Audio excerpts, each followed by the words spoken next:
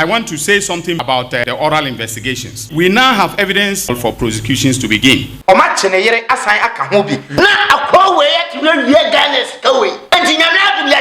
There's good news for nursing and teacher trainees. For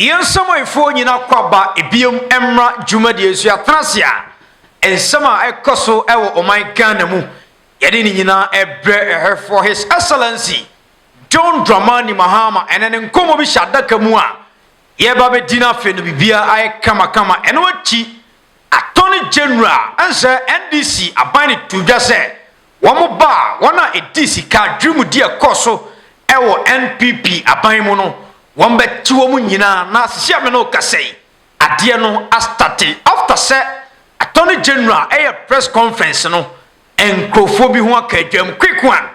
yebekona fe no yakwa kotie sama Attorney General edi 2 da and say Commander Adiano accredit tension. Of course. Anodi. Yeah, the right away no. Say in some by the heat abakrum because Attorney General through the order no. Ya Akuffo bi detain omo a. Ye prepare omo for court. And na the man asem na ye de kra am say amanfo enti hu jaye. Amanfo ajapade Attorney General etima ye investigation man nsa toso no. And no and the most interesting aspect. Say ora no. Yeah. And say ni nyina kwa kodi Attorney General sem. Of course. Ntia fe no ye mu hwehwemu. Yeah, na. Je nchamanfo bedem. Right baby ade do say ebi mu kra de. Attorney General no enye ready say ye mo bi o pese o prepare straight away to court. And ebi mu so adwane akobo mo adwa e wo Senegal and other countries but e ba bedi hu nkomo nsem ni mo de. Na nsem so asi wachire no e doso. Na edubuahin. Yeah. Anodi. Yeah, right sa opani kwabena edubuahin. Yeah na emre bi atwam. Ono no Director General e wo National Signals Bureau. Yeah, under national security or no almost cyber security in your manema so no. So you didn't come with this uncommon say ya chino. Yeah, a buy and answer Attorney General any national security for to Tonano through Yoko, any other institution. But I'm not to one any nadia and the other will be addressed said yeah. Papa no work quick one, young Koramra na a cover abishia information were cheap papa. As I said, he is the immediate past Director General of the National Signals Bureau. He left office sometime in February 2025. NSB, or the National Signals Bureau, is a successor organization to the now defunct Bureau of National Communications. Prior to the enactment of the NSB Act, that is the National Signals Bureaus Act 2020, which transformed the BNC into the NSB, Mr. Dubois served as Deputy Director of the BNC and subsequently is Director from 2017. In other words, he has been in the management and control of Ghana's signal infrastructure since 2017. As the Director of BNC, Mr. Dubois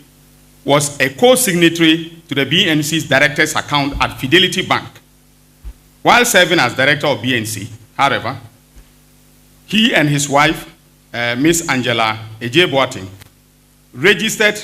a company on October 23rd, 2018, which they named, and listen carefully, BNC Communications Bureau Limited. It is important to note that the similarity between the names here, that is BNC, was designed, to engage in a criminal enterprise, which will unfold as I go further. For purposes of differentiation, we will call the private company Private BNC and call Ghana's Signal and National Security BNC the National BNC. Mr. Dubois, who is the head or who was the head of the BNC, and his wife are listed as directors of the private BNC. Okay, so they registered the company, and they, the two of them, together are the directors of the company, the two directors of the company. On October 26, 2018, the couple opened a corporate account for their private BNC at Universal Merchant Bank, UMB. According to the mandate on the account, either of the directors could sign checks and approve transactions on the account. In his capacity as director of the National BNC, Mr. Dubois on January 30th, 2020, signed a contract on behalf of the government of Ghana and the National Security Council on the one hand, and on the other hand, an Israeli company called ISC Holdings Limited. The contract was for the purchase of a cyber defense system software at a price of 7 million United States of American dollars. Let us call this contract the GOG ISC contract. On February 6, 2020, Mr. Dubois then transferred an initial amount of 27,100,000 Ghana cedis, that is from the National BNC's operations account at Fidelity Bank to the private BNC account at UMB. Official documentation on the transfer revealed that the amount was for the payment of cyber defense system software, which the National BNC was buying from ISC Holdings in Israel. Mr. Dubois, in effect, transferred the money from the National BNC to his private company, the private BNC. A review of the transactions on the bank accounts reveals that once the funds from the National BNC landed in the account of his private BNC at UMB Bank, Mr. Dubois caused his private BNC to transfer an amount of 9,537,520 Ghana cedis to ISC Holdings in Israel. By the exchange rate at the time, this amount was the Ghana cedi equivalent of 1,750,000 United States of American dollars. To justify or facilitate the transfer of the 9.5 million and the 9.5 million, Mr. Dubois fraudulently attached a copy of the Government of Ghana ISC contract as well as an invoice which he held out as an invoice issued by ISC Holdings Limited in respect of the Government of Ghana ISC contract. On March 18, 2020 and March 30th, 2020 respectively, he again transferred 21 million Ghana cedis from the National BNC Director's account at Fidelity Bank to the same private BNC account at UMB. The narration of the transaction indicated that it was for the payment of the cyber defense systems that the National BNC was buying. The transfer from the National BNC's account brought the total transfers that he made to his private BNC to 49 million Ghana cedis. By the exchange rate at the time,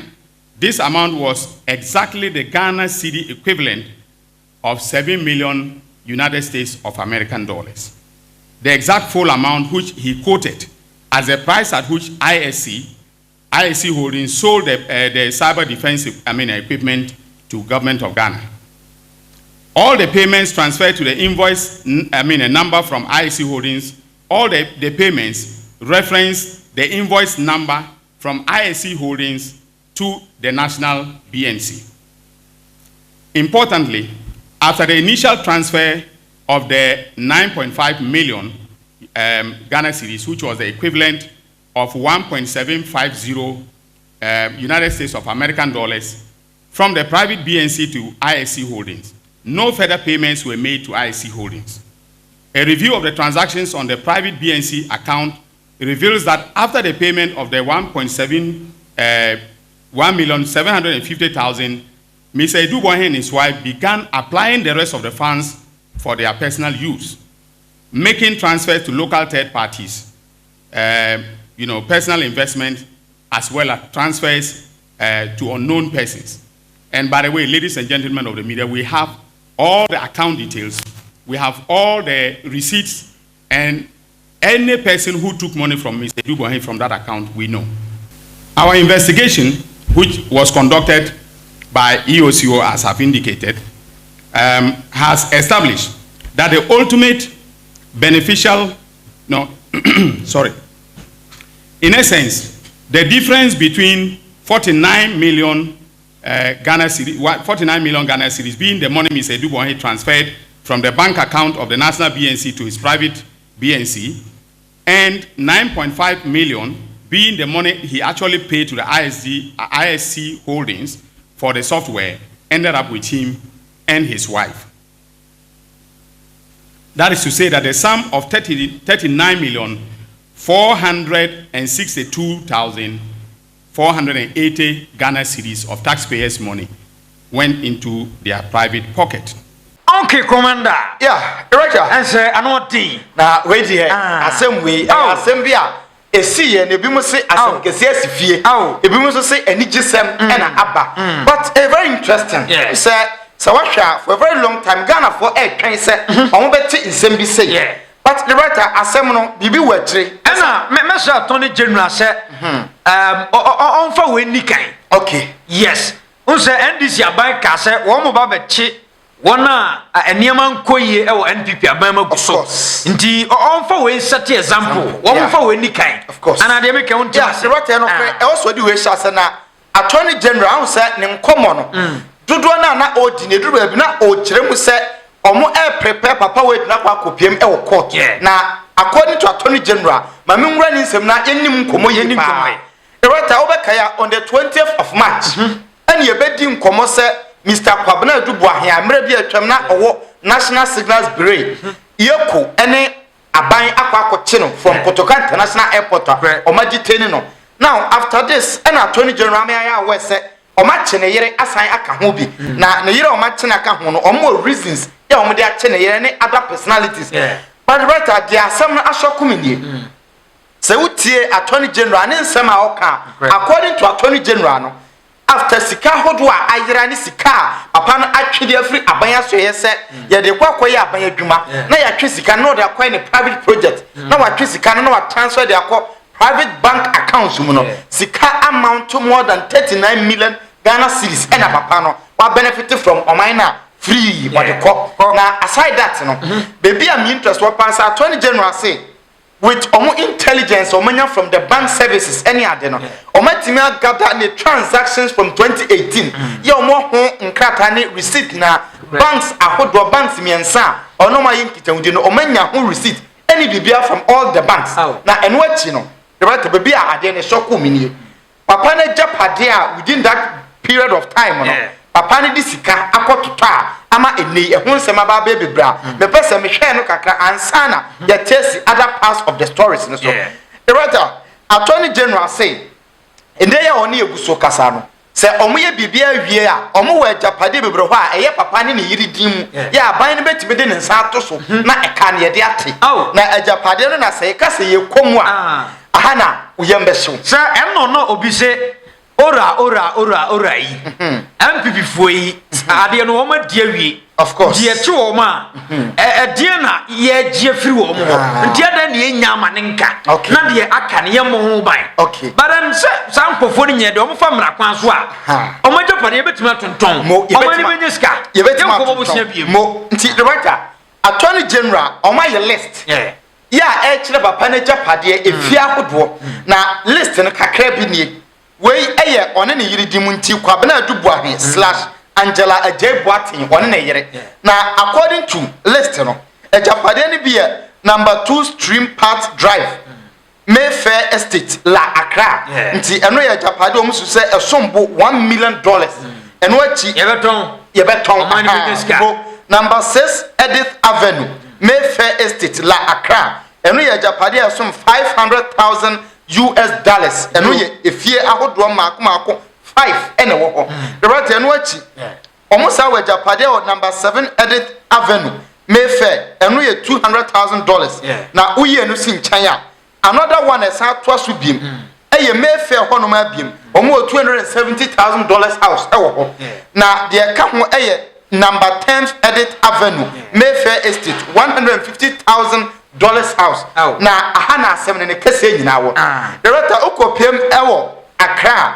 omo ewo community bi a gated community ewo Oyarefa na omo ho na na efe ho estate no ya je ho ntimi nwura mu sa ne boarding pa nti omo ko bie company bi ho a omo de company di mu aye japade ye free company no Vertex Properties na okwo ho a omo wo efie maako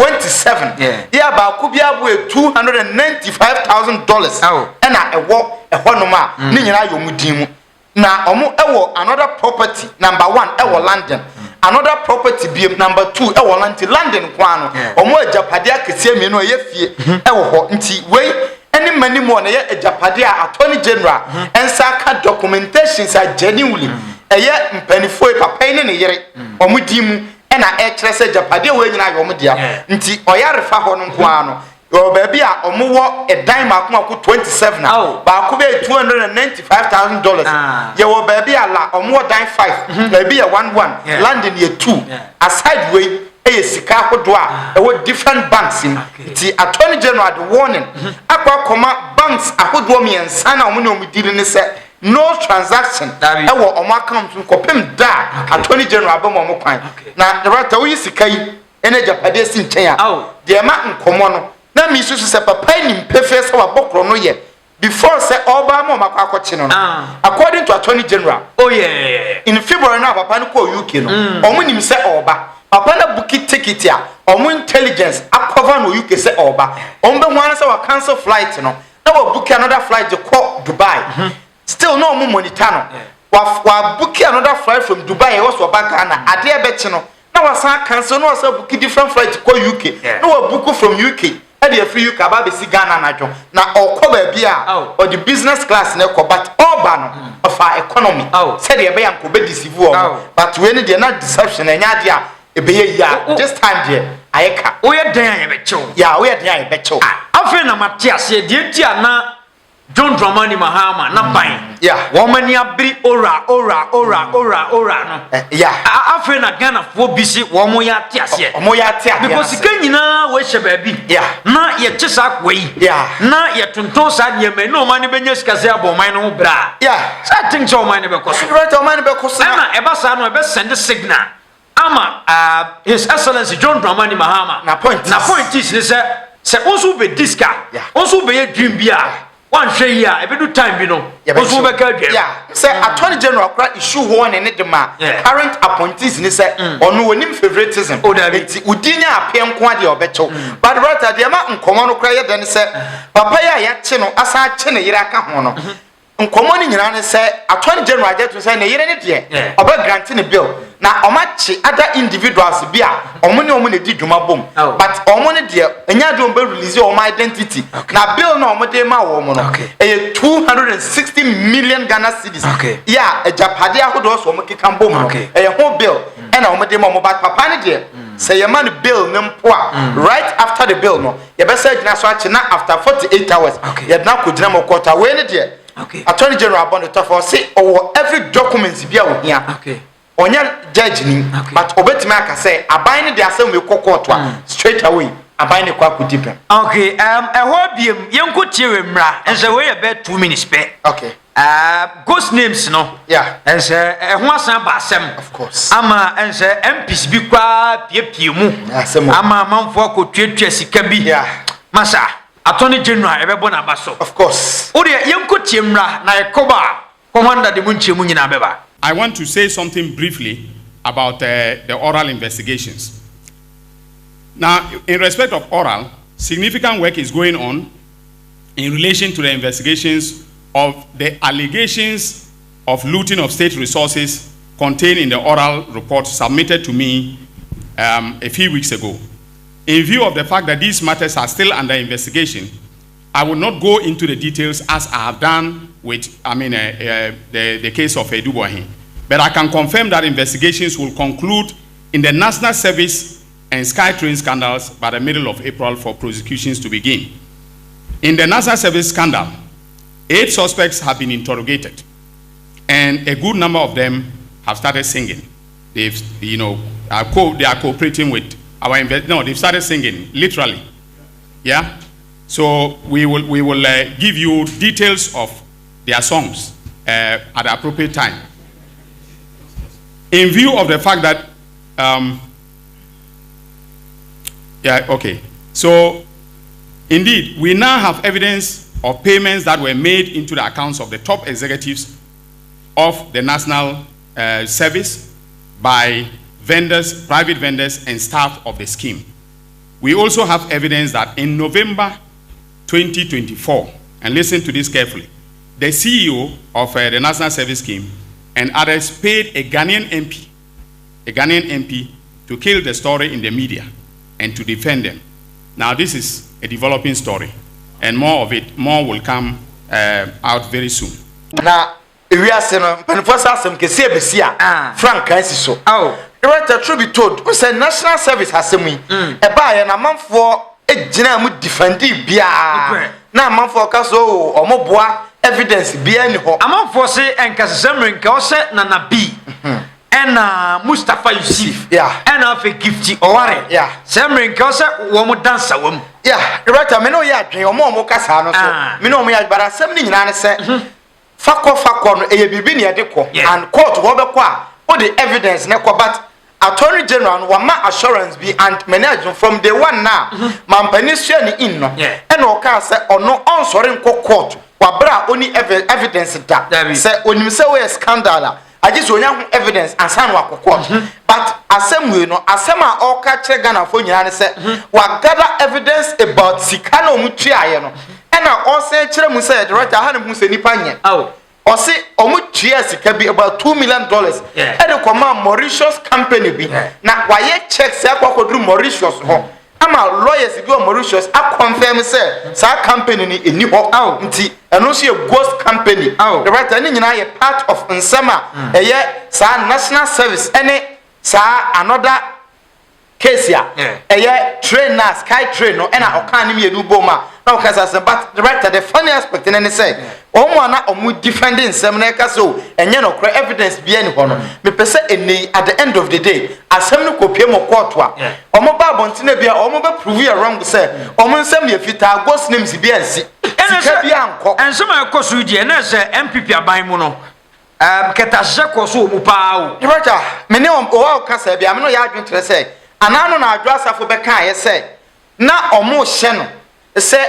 create ghost names eno nya nipa di ba ghost schools na onfanyi sika through school feeding no enti ono no de no wanye enti say na koba say evidence o say ghost names no ampa amanfo de shem agi sika dia enye me nwanwa bi to the extent say MPs bi di kwa nye be piepiem right eno na me pese me hu say MP ben because they ye ken any ordinary MP to be an influential MP MP be animu edu and it can come from any other side e betima MPP ne betima NDC because say ye pe obi a obetima kata asem so de an influential MP a wagidin oye popular but asem ni nyina ne say the writer they me den say Attorney General at the end of the day no say or say opese oye ready na the documents nyina boa no ansa no de asem na kokoto a ye mmompa say the documents ne boa no a e kokoto a judges no entra asem ne so nchen ana national service ho no omo story no e be famous pa of course it is a anti bia Ghana for bubefu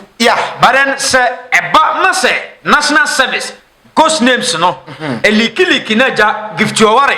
na bi mo na manfo so hwe nanim na bi dia un say president ka say oba na bi oponiti oba mi ache no se banana na bi di kan ho a amanfo be bose o right said the microphone but unim say baby ade na duru no straight away we den ya omu ba ko ni din wom za right na nya ba ko mpo but me ma dwem no se omu nyina ho san kura na den ya ye benya ba ko achi because at the end of the day scandal na koso ne there somebody is involved but me point in any say ye chi wo mu a right nya kire ne keke aside be be chi obi na ye jelly no we should get our monies back into baby o my investment when e hear me pa say every investment be o my bia no yen track that investment no na ye china yen to ajapade no na yen scan fan to baby eda quick one yenko this video emra His Excellency John Mahama okodin komo bi efa teacher training and afi nursing training ne ho na akoye nsem bebre yenko chemre ba ebesan to aso. There's good news for nursing and teacher trainees. Nursing and teacher trainees allowances are to be paid directly by the Controller and Accountant General.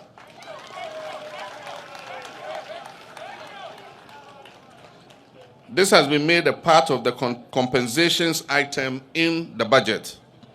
This will permanently eliminate the delay in trainees receiving their allowances. This means that anytime public sector workers receive their monthly salaries, teacher and nursing trainees will also receive their allowances. The Ministry of Youth Development and Empowerment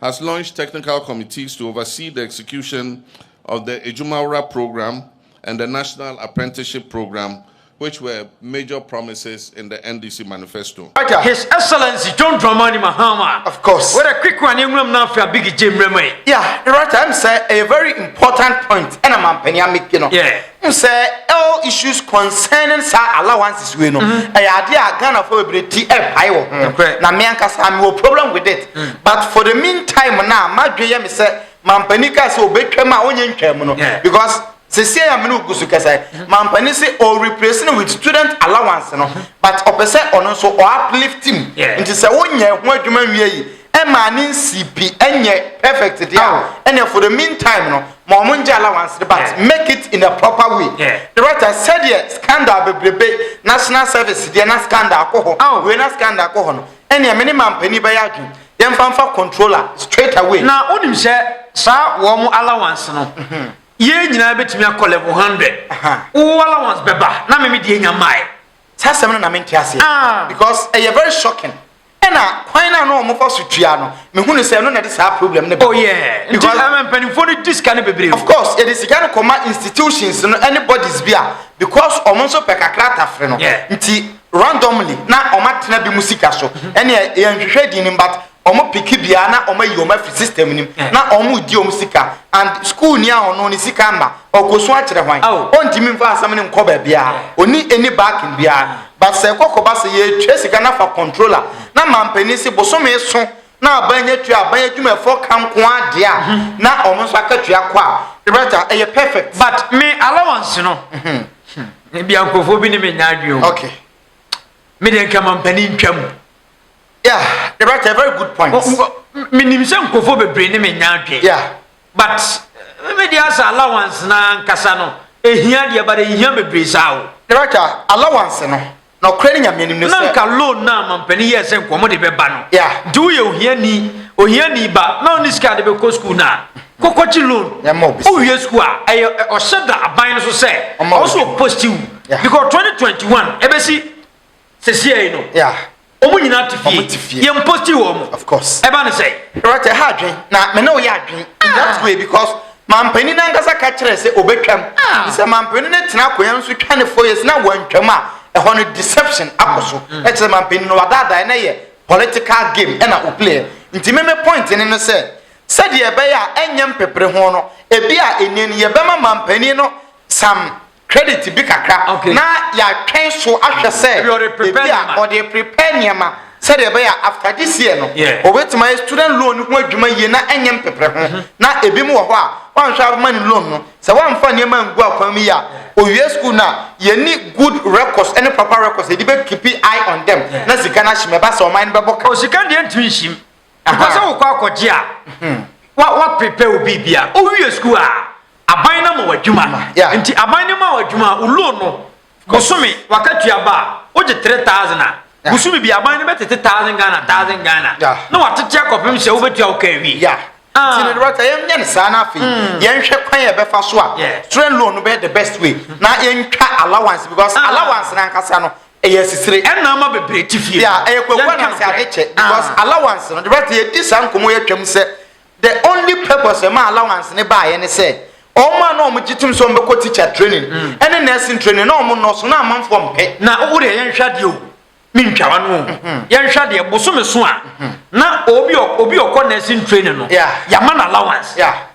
na obi a ono na wie nursing training e wase ya man adwuma ye no ono no tifie 4 years 3 years 2 years no mo nyina gufie o no obi ono no ye student no ye man allowance nti adan na omo go fie no eni allowance no kra di ma student ye mfa kakra nso so na ye mfa ma fie fo no mo nkwa ye adwuma maye the right bit my yen sana straight away na ya fa ho na ye ko and yenye ne sana mo ya secondary me ne Mampani ya adwen for now there him say a little support but with time onyim free ho na ye ho ntoye abegi tena say na yenko yes abegi j na boko de nyama nyamiado me ho de papa what a quick one yemran sem ni mo and then some toso John Mahama and some of their tutor and afi attorney general any ora won sensem minim ba bia bedi kan fa sina mama me ncha hefo na me nko oria we de fa we sie ye mama okay grand say be how what you say a big j senior man bia be fine and say dia be to dwane say aja dubu ahen and say attorney general no wa arrest no five scandals be bree ama tisi am no kase no anhwe aban ne de ne say ba be to na japade be bree so ama abayo man ne dia quick one ye nwam we Sinama se the President Mahama anima o ye no aye wonwa ade wa de wa shebo e di ni bo hyeso se o se nkofo bi wo ha oba chiche omu apano ne ekoso hwe nipa ba akupa hwe Ghana sika wawia na Akuffo addo e di ko bobo sia $3 million $3 million no de ba na Ghana kwankwaso mu 2 years $3 million say young fat teacher for BM $3 million young fat teacher for BM $3 million $3 million $3 million young fat teacher for young fat my for na akwa we at no we Ghana stoway keja padia wa ya to na ya bi jase na 2016 na na ska so obi amfa ne dapadia mbekere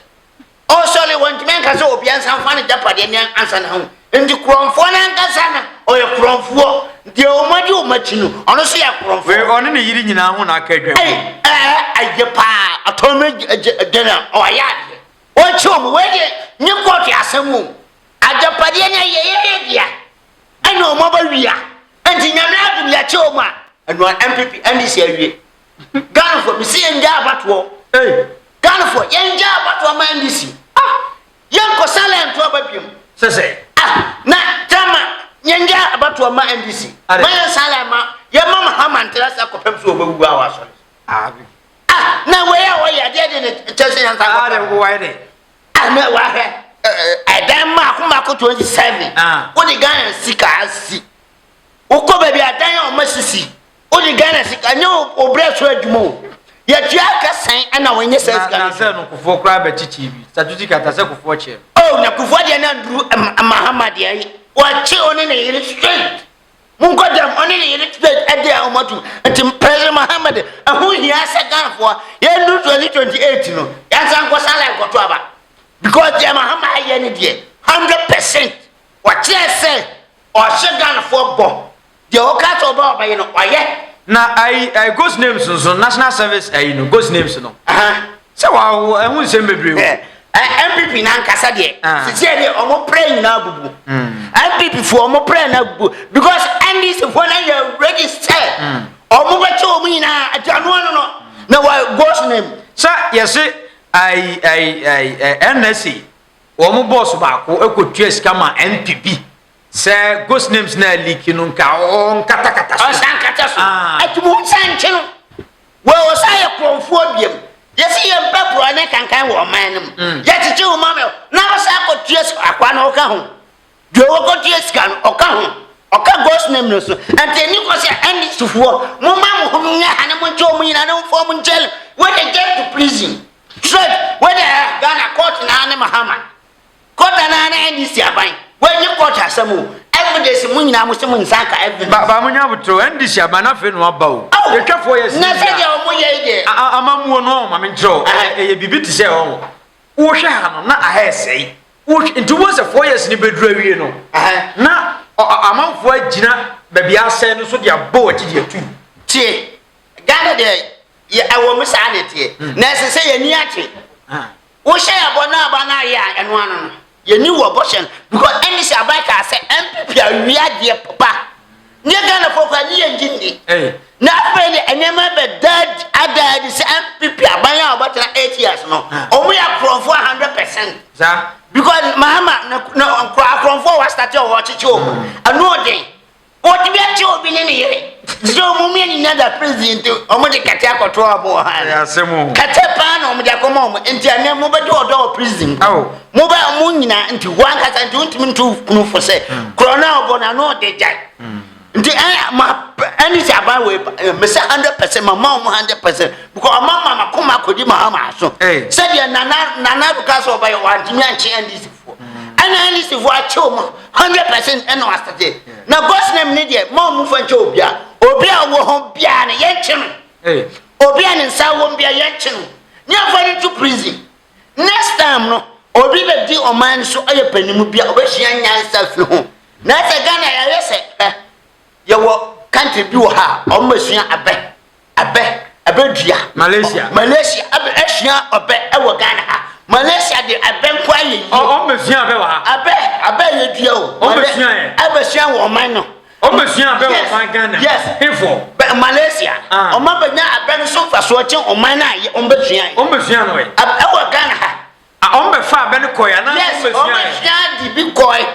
aben kokono kwa Malaysia ade aye somwo oman di nyasika oman yanyankopon ahira he twempanifo nyampanifo nkwasefo we mu mpanifo adimifo we mu dabi okay twetwa akonya okay mami sai na so Bible say oman ni frefo tie oman sa oman ketekete we atima de abaya ya de bro player ho atima jam ya de bro player abeno ya de bro player ai na wu Ghana ni me so win sapa watch sai aso Malaysia for timi aba fa abena nyam fa so adia omuni hwe se oman Malaysia for ni nya ya komu ha obonko bebia agenti oman ya de wudi panima uba kro no ne matantanta na mo ati Mahama achichomo anu ana yanchomo never mtu we prison straight uja zisia Mahama station si prison nine na people for me the minimum say obecho afana agum asemo bo sati abeyema because you hear we every so ho nyina ba pem hamila akwonfo kwa ene ba o ma wi Ghana sika no mo papa ati Mahama station si prison for that because nyesa bedroom baby yenya baby for mu abu say on sisi prison anyesa bedroom baby yenya baby for mu o say Mahama en starting sisi yes prisons ni bi nka ho yes anyesa bedroom time bi no yenya baby for MPP for nungu are de nko no de nko anu mai so ko headmaster ye kromfo ko teacher hoso ye kromfo wo ko se ko minister ai toa o mun na so ye kromfo minister to say sa na o maka na no say dia say ma bodi wonti ase te say o ko say ye sua de o wo ko o ma no ye sua de say no o say ko na say na na do 4 years na nya wo to wo ho 4 years time na eno o chato o hina wa say any for hwe chato no mu kwa besu no mu to school no kwa besu sika sign film ana ko the road minister of road o say any for hwem na minister of road and also I Batman MP asanti bo che no ho baso o baso bu so mi sia ko minister the road yes asanti bo che wo de wo admayefo nyina sanity I will say anything about and the what no nche omungum ni enji sika no ye kobo sia biem sika we on na wa he kobra ne ba ko minister the road asanse boache o mo na hweto no so minister the road the whole road asanse boache na he o Ghana minister of the road masa ti asom no it is sika we na do akobo busia $3 million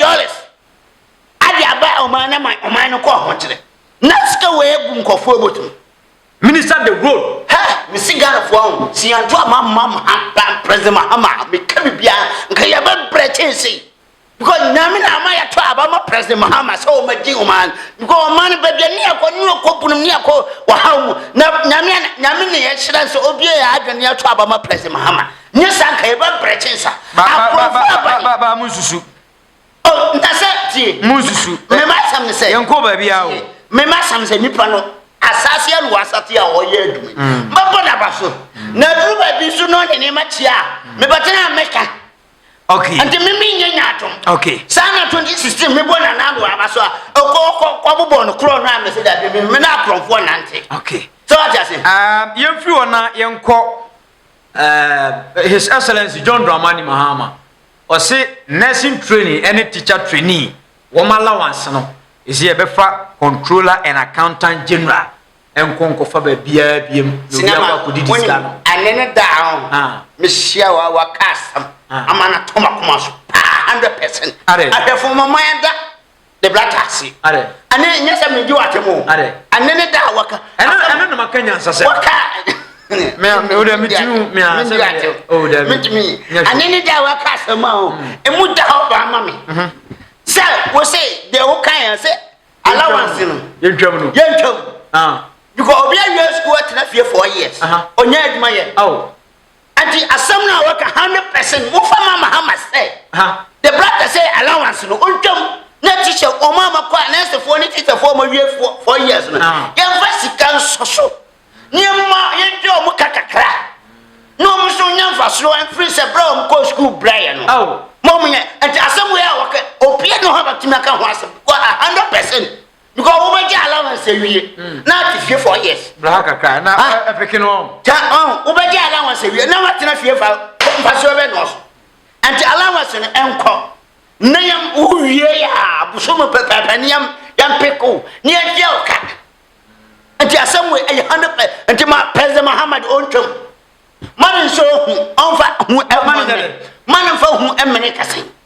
because am moye e man kula ni wie school be hu se we go school e bi kwa da kukwa e bi ada ne kukwa ama ni bi ada ne kukwa o dey school na school for yes fana da ne kukwa and teacher for na fana da ne kukwa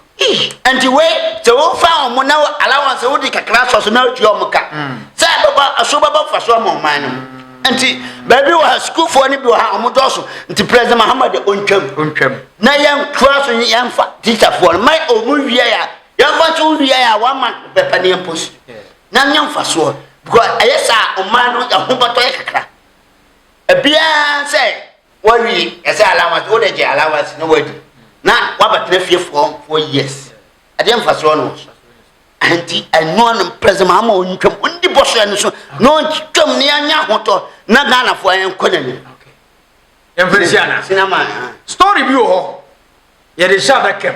ye de beba next video ti iPhone twen ye ko e be sha ba biem ya ka iPhone nyina